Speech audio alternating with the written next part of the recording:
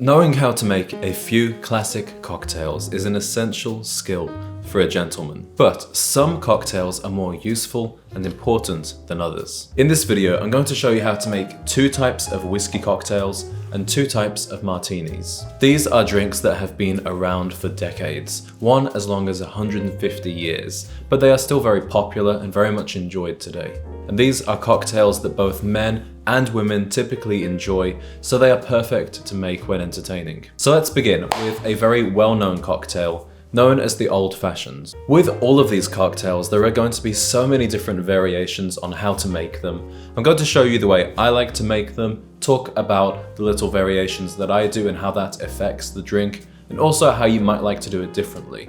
So with the Old Fashioned, we're going to start by pulling out our Old Fashioned glass.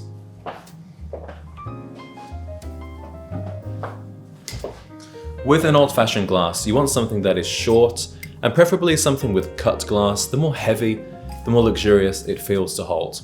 So, to construct our old-fashioned, a lot of people like to start in a different glass, or maybe even in a cocktail shaker, but perhaps the most traditional way to make this, and my preferred way, is to start right in the glass. So what we're going to start with is a sugar cube.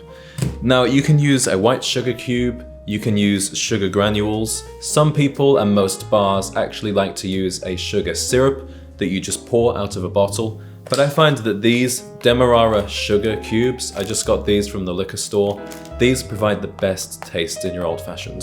So you want to get one of these out.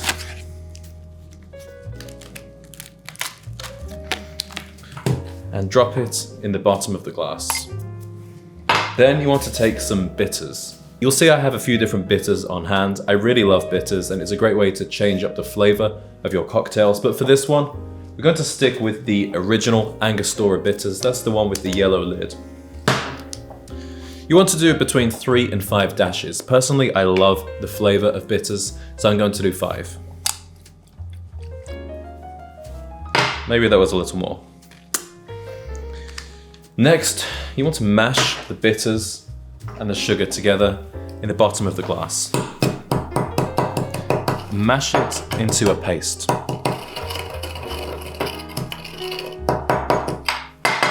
Now we're about to add the ice and the booze, but before we do that, we want to just add a little splash of water at the bottom. Give it another mash up. There we go. Now we're going to add ice. You can add regular ice cubes, but what I prefer and most whiskey drinkers prefer is to have a big block of ice. That way it doesn't dissolve so quickly and dilute the drink. You can get these molds on Amazon for just a few dollars. I will put the link in the description so you can grab one of those.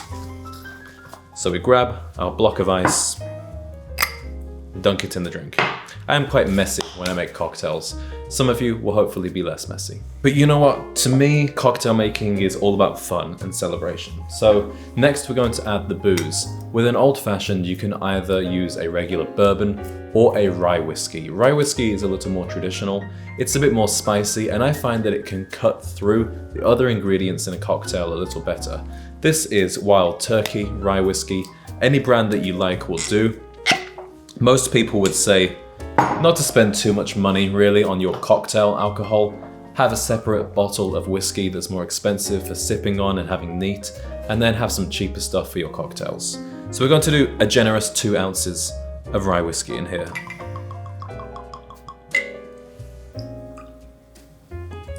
That's what I mean by generous. Now, as you get more experience with making cocktails, you don't need to measure everything out every time.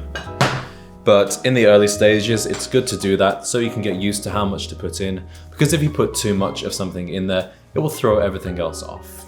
Now I'm just going to stir this around in here. And it's looking pretty good. Now it's time to add the garnishes. In an ideal world, you would have fresh oranges at the ready at all times to make an old fashioned. I don't drink as many old fashions as to justify that, despite what some of you might think.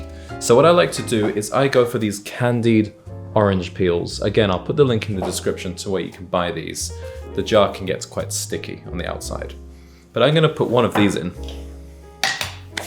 I'll grab my cocktail stick, pull it out. These are also in a sugary syrup, which I quite like. I like a sweet old-fashioned. And then we need to add the maraschino cherry.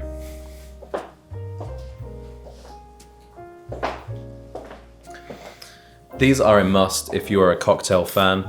They are pretty expensive. This jar is about $20. I believe there was a shortage of these a few years back as well, but they really make the drink in my opinion. I've got through a lot of these, so I'm gonna have to dig around in the syrup to find one. Here we go. If you want to be a really generous host, you can throw 2 in there. That's a real sign that you love somebody. There we go. And you'll see that there is some of the sticky sweetness from the jar going in the drink, which is also going to add to the flavor. And there it is. That's your old-fashioned. Cheers. It's very good. And with the method that I used, where you put the sugar at the bottom and mash it up, you're going to find that the drink actually gets sweeter as you drink it. Personally, I like that. I find that an enjoyable experience. But if you don't and you want a more consistent tasting old-fashions, then do the method where you mix everything together in a separate glass before, and then strain it into your glass with the rock of ice. Now we come to a drink that was my signature drink for a long time, and that's the Manhattan. I'll tell you a funny story. The first time I ever drank a Manhattan was the first time I ever went to Manhattan. I had no idea what it was, but it just seemed appropriate, and man, it was the drink I'd been missing my entire life. So with this one, we're going to start by making it in a pint glass. I'm going to fill this with ice.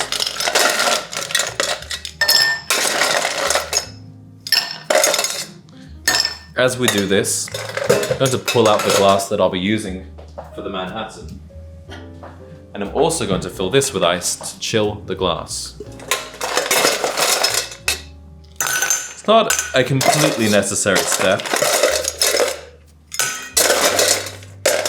but it is what you'll see at a lot of bars. It adds a nice little touch. So I'll leave that to chill. Then we're going to get our bourbon. The typical measure of bourbon for a Manhattan is 2 ounces. However, this glass is a really big glass. So I'm gonna double everything up and do 4 ounces of bourbon here. Not always advised if you're making this for somebody else, but I'm not a glass half empty kind of guy. Okay, and a bit more for luck. There we go. So as you'll see, this is quite a strong drink. So using rye whiskey, again, you could use bourbon, but rye, definitely in the case of the Manhattan, is much more traditional. Then we are going to add our sweet vermouth. And typically you would do about 3/4 of an ounce. Because I'm doubling this up, I'm going to do 1.5 ounces. Then we add our bitters. Again, 3 to 5 dashes is standard.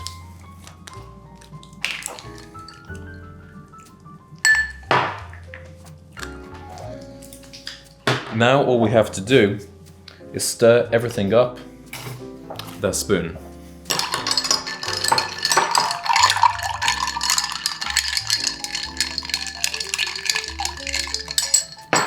Take the ice out of this. Give it a little taste. And then strain this into the glass. See, even still it hasn't quite filled it up. There we go. And now for your garnish. Some people like to add an orange peel, a lemon peel, but the essential for a Manhattan has to be a maraschino cherry.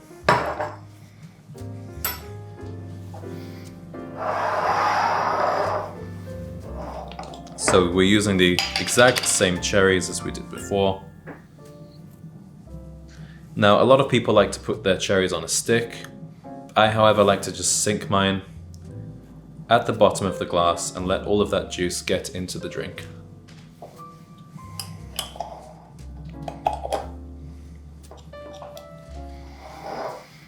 And there you have it, a Manhattan. Cheers. Beautiful.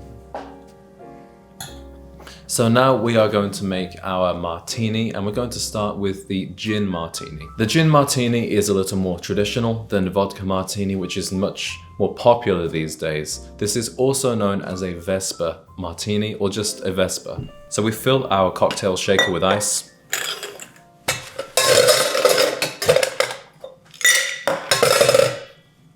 And then what am I doing with this? Then we put our gin in. So I am using Tanqueray gin. I always recommend that you go with a English gin. We're going to do 3 ounces of this. But again, my glasses are quite big, so I'm going to double up a little bit on this. Go a bit more. There we go. Now we have the dry vermouth next. Some people have different feelings about vermouth. Some people like a lot of vermouth, which is more traditional. These days it's quite common for people to order their martini straight up, which means no vermouth. Personally, I quite like vermouth. So the regular measure of this would be about 1 part vermouth to 6 parts of gin. I like it a bit more than that, so I'm going to do about a 2-ounce pour of vermouth. Some people, back in the day, people used to even do this half and half.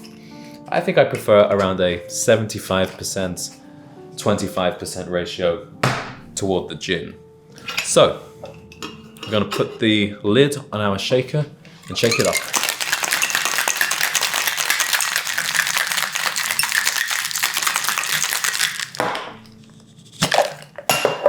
Next, we grab our strainer, as before. Empty the ice out of the glass. Strain this in. And now, with our gin martini, the common garnish is a lemon peel. Kind of like the orange, if you have fresh lemon, that's ideal. I don't drink enough of these to keep lemons around, so I use these candied lemon strips. I'll put the link in the description to these. I think they're really nice. It's a little stiff. There we go. Gonna fish this out with my cocktail stick. Go.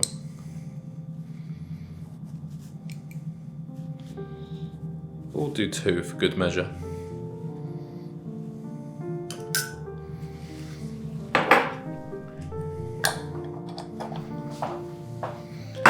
And there you have it. This is the gin martini, also known as the Vesper martini. Cheers.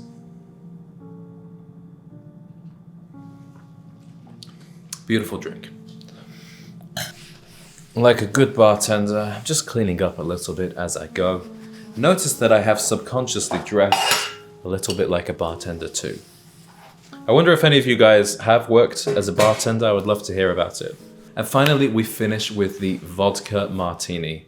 So very similar to the gin martini. I'm going to start by chilling the glass with ice.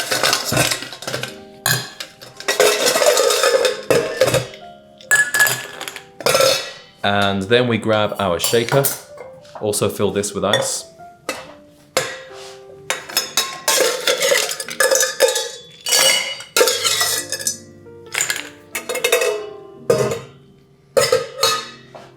And the ratios are going to be the same. So with a vodka martini, some people also like this straight up, which means no vermouth. I like a bit more of an even distribution. So we're going to go with 3 ounces of vodka. And I wouldn't go super cheap on the vodka, even though this is a cocktail, because the vodka is going to form quite a dominant part of the flavor. So if you go with cheap stuff, your drink is going to taste cheap. We grab the same dry vermouth as before. Again, similar ratio, so I'm going to do about 1 ounce, a little bit over, of this.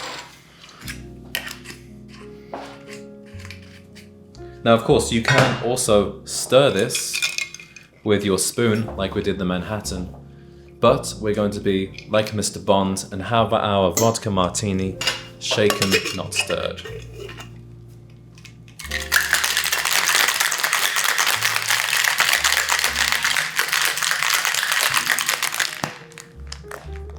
This one's got stuck. There we go. remove the ice from the glass and strain the drink in. Now with the vodka martini, you could also garnish it with lemon, but much more popular is the olive.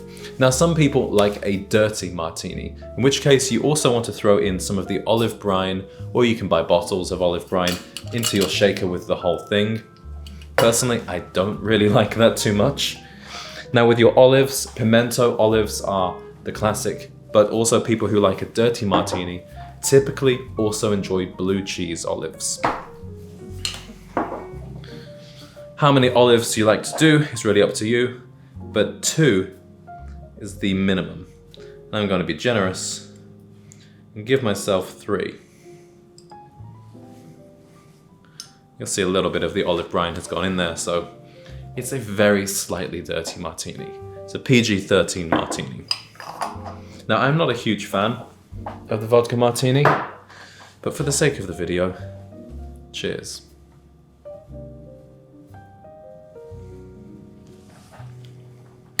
Gentlemen, I hope you enjoyed today's video, and please do let me know in the comments if you would like to see more content about cocktail making and entertaining. And if you would prefer to drink together than at home, please do join us on April 30th for the Gent Z meetup. The link is in the description to RSVP, and I very much look forward to seeing you there. Thank you for watching, guys, and I'll speak with you all in the comments.